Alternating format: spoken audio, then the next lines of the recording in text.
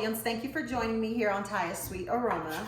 For today's recipe, I am going to be sharing with you one of my favorite childhood dishes, and that recipe is Dorito Casserole. Growing up, my family always referred to this casserole as tamale casserole. Now, I'm not sure where it got that name from because there is nothing about this dish that is tamale, maybe other than my red pepper sauce, but the texture is not tamale, the taste is not tamale.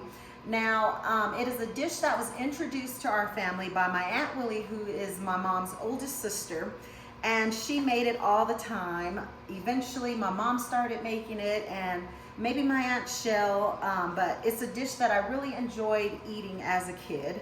And as I got older, I started making it for my family as well. But as I've been in the kitchen experimenting and creating some of my own recipes, I decided to start incorporating some of those recipes into this casserole to make it more of my own. Now, I'm using 3 of my previous recipes that I've shared with you here in the past. And those recipes are one that I just shared with you, which is my chili dog chili, and that has 2 recipes in one, really, because it has my red pepper sauce as well as, well, the chili.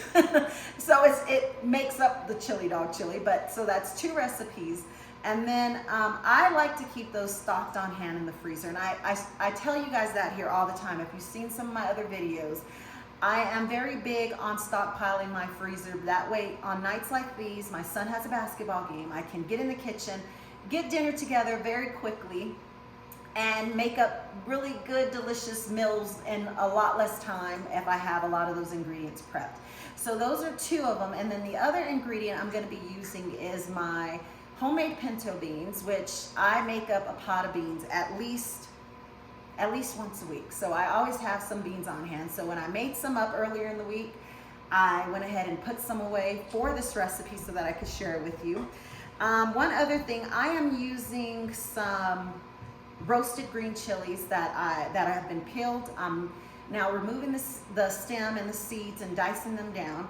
You can use canned green chilies for this recipe if you want. Now, if you did decide to roast your green chilies, and if you don't have a gas burner, one thing that I did a lot, especially when we're in the rental home, is I would put them in the oven on broil on a sheet pan.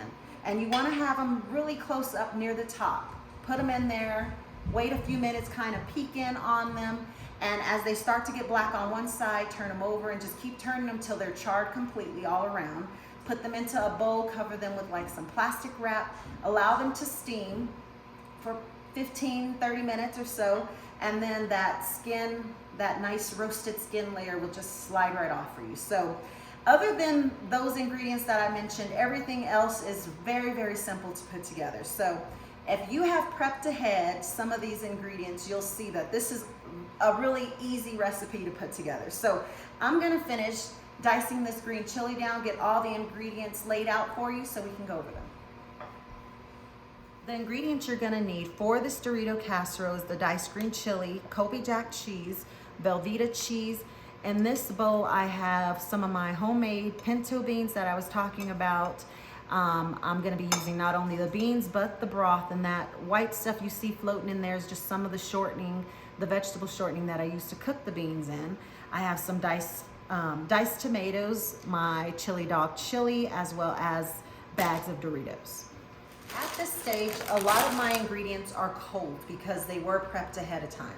So what I need to do is get them all into a pot and heat it up, and that way when I start layering the casserole, the filling is already hot. It starts to melt that cheese in between the layers, as well as it bakes up a lot faster. So it's all about just getting all of the ingredients into this pot and then on the stove to start heating up together. So I'm gonna start by adding in my beans, along with my tomatoes, green chilies, and also my chili dog chili. Gonna get this in here. Now I'm gonna take this over to the back and allow everything to start heating up together. I'm just giving everything a stir, get it all combined, and now I'm gonna allow it to come up to a boil really quickly. This filling has now come to a boil, and you can see how nicely all of those ingredients have come together. I'm gonna take this over to the back so I can get started layering everything. Okay, now when you're ready to start layering this casserole together, one thing you wanna start out by doing is getting your Doritos crushed. You wanna open the bag, of course, because if you try to crush them with the bag, expand it like that, it's just gonna go everywhere. So I start crushing the bag of Doritos. Okay, I have both bags crushed here pretty nicely.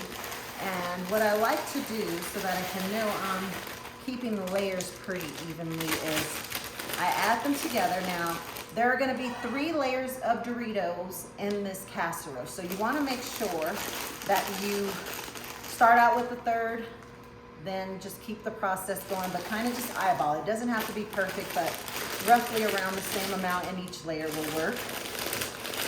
So I start out by adding some of the Doritos into my baking dish.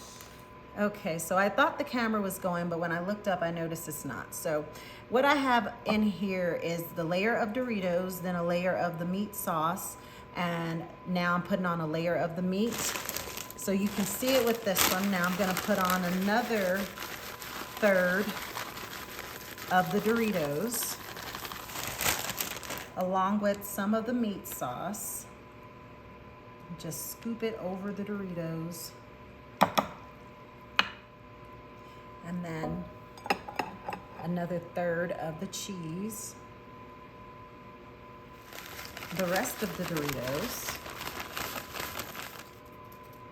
And the rest of the meat sauce. I'm just gonna pour the rest of this right in this space that needs a little more. Now, before I get started adding on the final layer of cheese, I like to add little dollops of Velveeta all around. And this really helps add a really nice cheesy flavor to this casserole. Okay, now for the final layer of cheese, just go right over this Velveeta. Now I'm gonna place this casserole into my oven that has been preheated to 375 degrees, and I will show you what it looks like when it's done. For the first 25 minutes that this was in the oven, I had it covered with the foil. I was using a non-stick foil, just so that when I took the foil off, the cheese wouldn't be sticking to the top. If you don't have non-stick foil, just take a little vegetable oil, rub it over the top of the foil. Well, rub it over the foil where it's gonna be kind of touching over the top of the casserole, and that'll keep it from sticking to it. I wanna give this a try. Really like this Velveeta in it.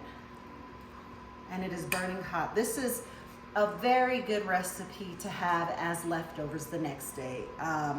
Everything really sets in it after it's had a chance to rest. It cuts more uniformly.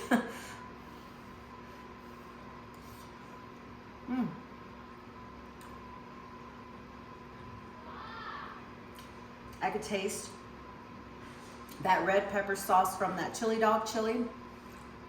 The cheese, you have that nice little burst of freshness from those canned tomatoes. The beans are perfectly, I mean, if you chose to take some shortcuts, you could use just a canned pinto bean, but that bean broth from those homemade beans make this dish even more delicious. My green chilies, they were about a medium heat. If you're not using a can, it can be kind of tricky determining if it's hot, medium, or mild, but these ones are perfect. Gives it a perfect little kick. You could add more or less if you choose to. All those flavors, I mean, this is just a mouthful of flavors in every bite, because that chili dog chili has, that's where you get all those onions and garlic, all those spices, mix it in with those beans, and it's just so delicious. You gotta give this recipe a try. I thank you for spending time with me here today. I hope that you enjoy this recipe as much as I have since I was a little girl. And as always, I hope to see you again next time. Bye.